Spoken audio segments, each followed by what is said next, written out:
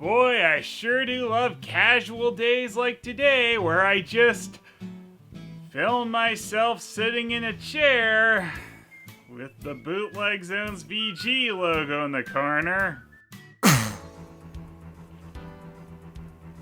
Batman, what are you? Hi.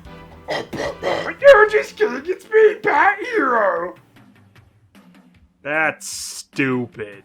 Yeah! Wanna play Lego Batman for Sega Genesis with me? Sweet! Yeah, I'll definitely play this with you, without you. Oh, I don't think so. I'm gonna stay to be an annoying side character to the review. Bat Hero! You get over here right now and give me a massage!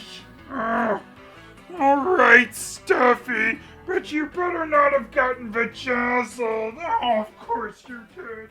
Uh-huh. Well, that was weird. And so is this.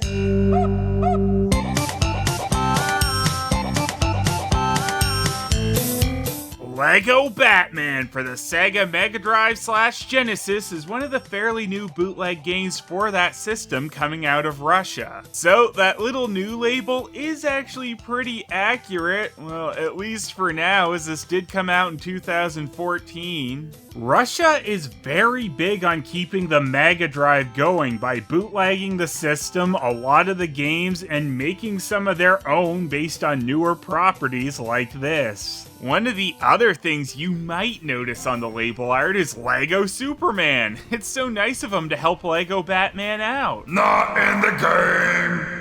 While certainly not the strangest cover art, for whatever reason they decided to use Lego Batman 2's cover art for their bootleg game. But this is still based on the first Lego Batman, so no Superman. Oh,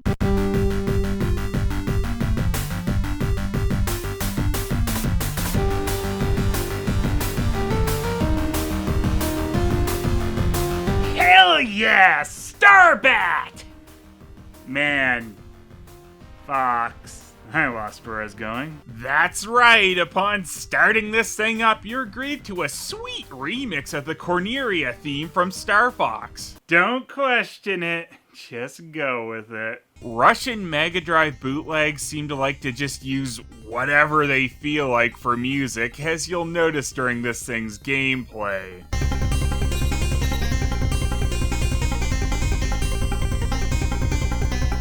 Also, the music is completely random, as you'll get a different track for the same level if you die or just replay it.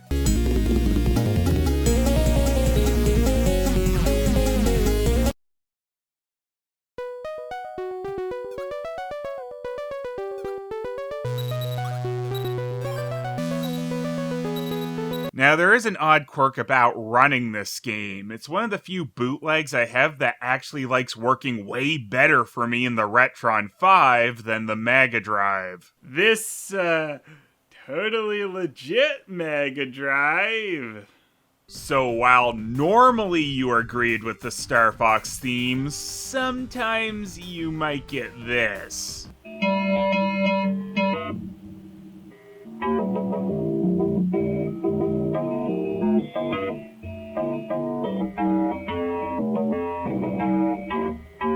I have had this game work correctly in the MegaDrive, but a lot of the time it'll give me a black screen a few times before actually deciding to work. This screw-up also gave all the levels some nice bleepy bloop music, and also gave the game extreme slowdown in areas where it normally played fine.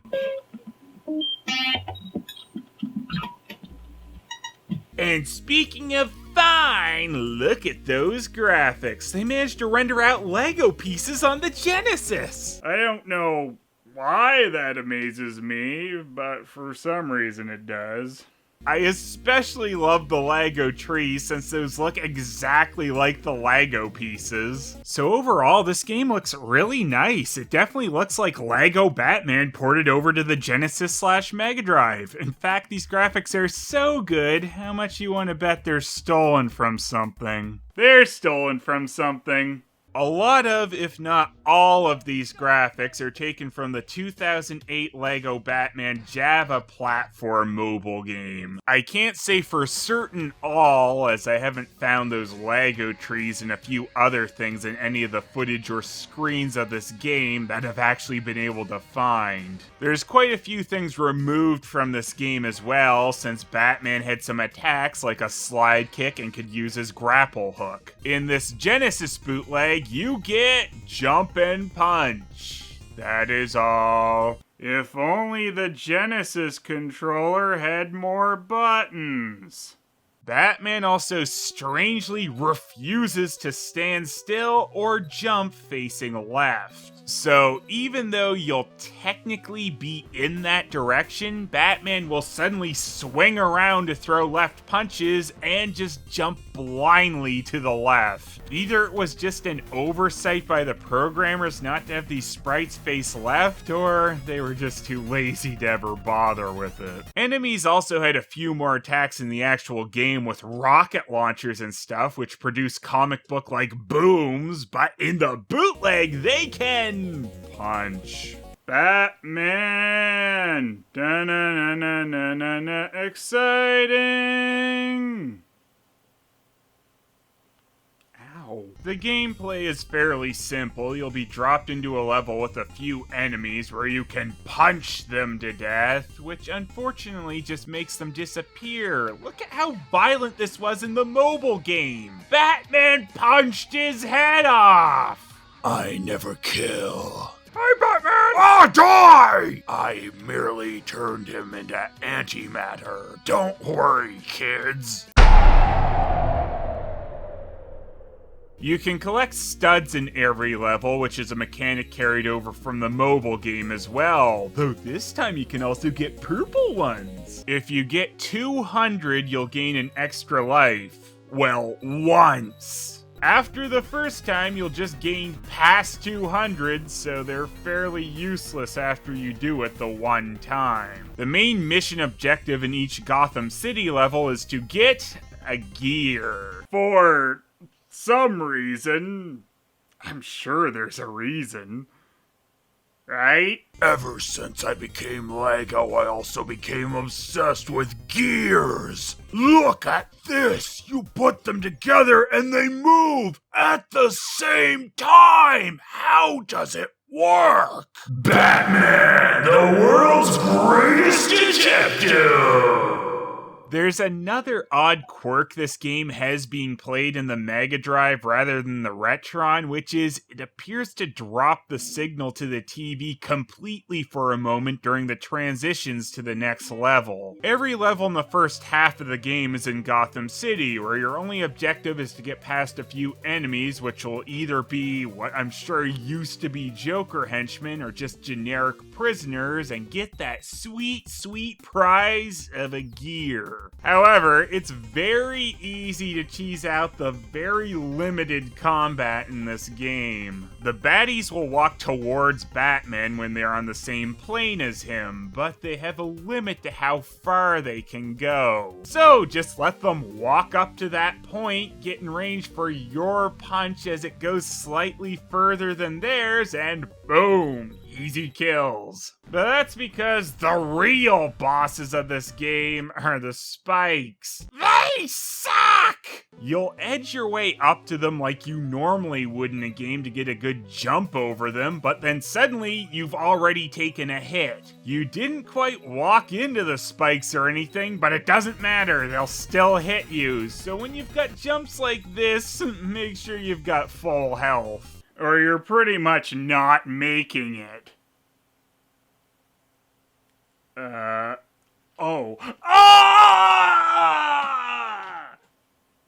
It got me! Get it? They give you med kits in some levels to restore your health, which is represented in the corner by stubs, the other thing you're collecting. Glad that's not a bit confusing. There are also Batman logo 1-ups in addition to your one-time 1-up from Stub Collection. I'll never get over that! I should probably get over it. The second half of the game takes place in Ice World, which I guess has something to do with Mr. Freeze as he shows up in the game over screen. Oh yeah, not in the actual game, just the game over screen. I did say spikes were the bosses of the game. I wasn't joking. Yep, you never encounter a major Batman villain in the game. Just Joker goons, generic goons, and Santa goons? Wow, this was a Christmas review the whole time. I totally planned that. The Ice World changes up the gameplay slightly, and by that I of course mean barely at all. It's still the same enemies to cheese out with punches standing just past their walk area and the wonky hit detection spikes. But this time you have to collect a key, which will make a cage surrounding a present disappear. I'm sure that makes sense in Lego Russia. It seems certain goons have been waiting here for a damn long time for Batman to actually get past the collect gears part of the game, and they are frozen in their icy tomb. Pretty dark, Lego Batman. So naturally, I approve. This game tries to be a dick once in a while too by hiding keys behind sprites in the foreground. Do the cameo! I got frozen here, I guess. I don't care. Oh, Batman Mia! What? So after collecting many a present and going far past the point of wanting to kill myself rather than continue this game, we get to the last level, and Santa? Holy batshit! Batman has to save Santa. Alright, Russian bootleggers, you got me. I didn't see that one coming. And to save him, like presents, all we have to do is simply pick up a key, which in Batman's hands instantly dissolves cages. Now to get the key, all we have to do is go through.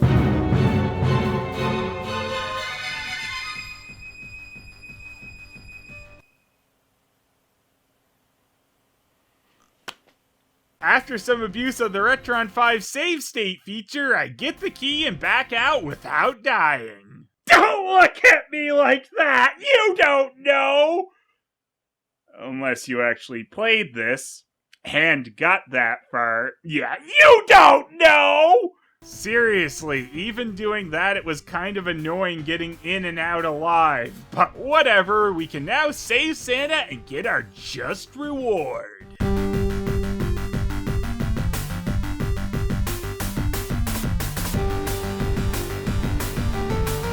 Well, yes.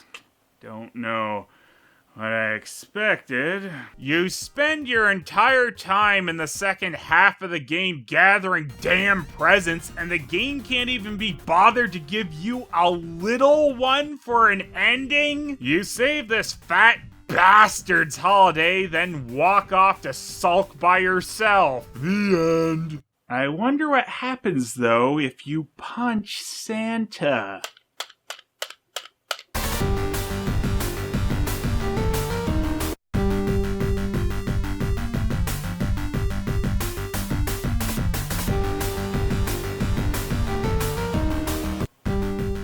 And seeing how that was in English and not Russian, it must be legit.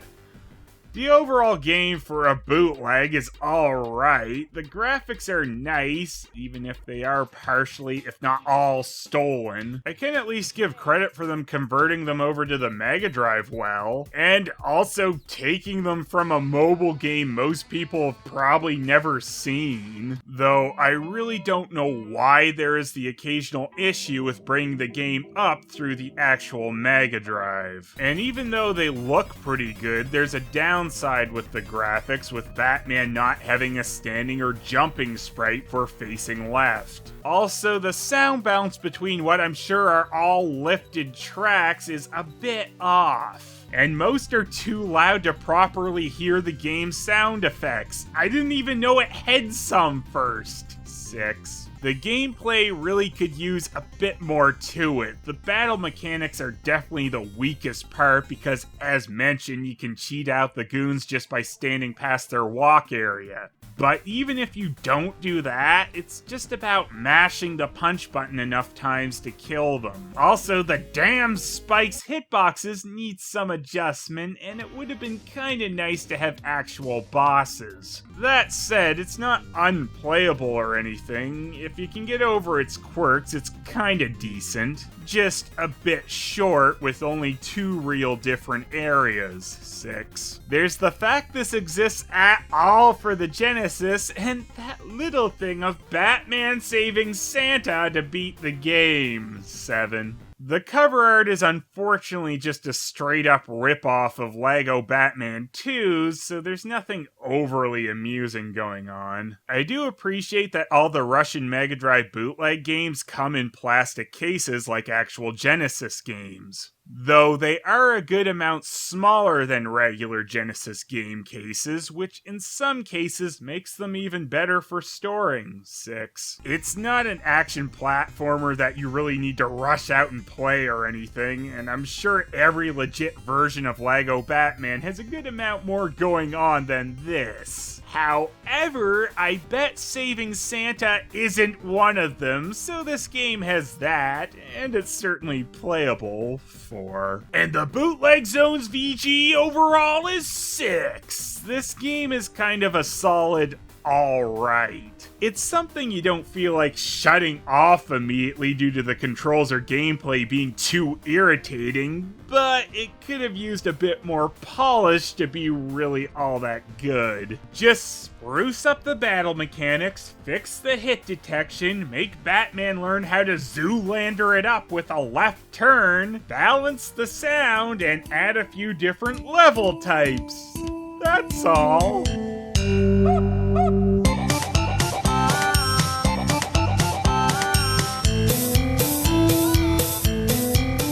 Merry Russian LEGO Batshit Christmas, everyone!